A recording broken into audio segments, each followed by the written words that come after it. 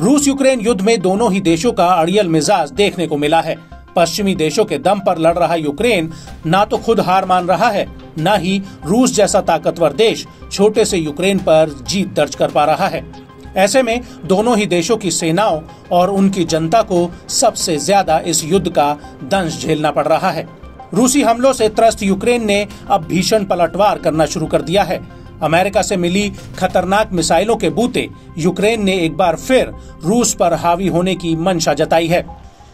Ukraine ने बीते 23 जून को रूस के कब्जे वाले क्राइमिया के शहर पर अमेरिका की आर्मी टैक्टिकल मिसाइल सिस्टम से हवाई बौछार की, जिससे रूस तक में खलबली मच गई। बताया जाता है कि 5 मिसाइलों में से 4 को रूस के एयर डिफेंस सिस्टम ने हवा में ही नेस्तो नाबूद कर दिया, मगर 5वीं मिसाइल ने समुद्र किनारे छुट्टी मना रहे लोगों के साथ खूनी खेल खेला। इस मिसाइल हमले में 4 लोगों की मौत हो गई, जिनमें 2 बच्चे भी शामिल हैं। तो वहीं 150 से ज्यादा लोग इस हमले में बुरी तरह से घायल हो गए।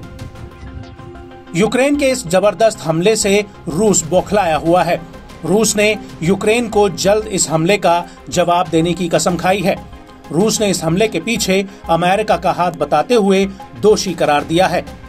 रूसी रक्षा मंत्रालय का दावा है कि अमेरिका की ओर से सप्लाई की गई मिसाइलों का यूक्रेन ने रूस के खिलाफ इस्तेमाल किया। न्यूज एजेंसी रॉयटर्स की माने तो हमले में कम से कम 5 लोगों की मौत हो गई है और 100 से अधिक लोग घायल हो गए हैं।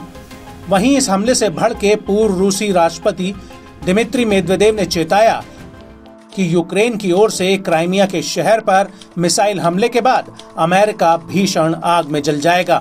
अमेरिका यूक्रेन को मिसाइलों की सप्लाई करता है और रूस पर हमला करने में यूक्रेन की मदद करता है। अमेरिका की हर साजिश का पर्दाफाश हो गया है। अमेरिका और यूक्रेन दोनों देश नरक में जलेंगे। जो कुछ भी क्राइमिया के शहर में हुआ वो सैन्य कार्रवाई नहीं थी, बल्कि हमारे लोगों के खिलाफ एक आतंकी हमला था, जो एक खास दिन छुट्टी देखकर किया गया था। मालूम हो कि ये पहला मौका नहीं है जब रूस के पूर्व राष्ट्रपति मेदवेदेव ने अमेरिका पर हमला बोला है। इससे पहले उन्होंने अमेरिका को हिलाने के लिए कहा था। दरअसल रूस ने अपनी परमाणु मारक क्षमता को सीमित करने की बातचीत को खारिज किया था। जब तक अमेरिका यूक्रेन के लिए सहायता वापस नहीं लेता, तब तक परमाणु हथियार और इंटरकॉन्टिनेंटल बैलिस्टिक मिसाइलों की संख्या में कोई सीमा नहीं हो सकती। ऐसा दावा है कि यूक्रेन के हमले के बाद से रूसी राष्ट्रपति पुतिन सेना के साथ लगातार संपर्क में हैं।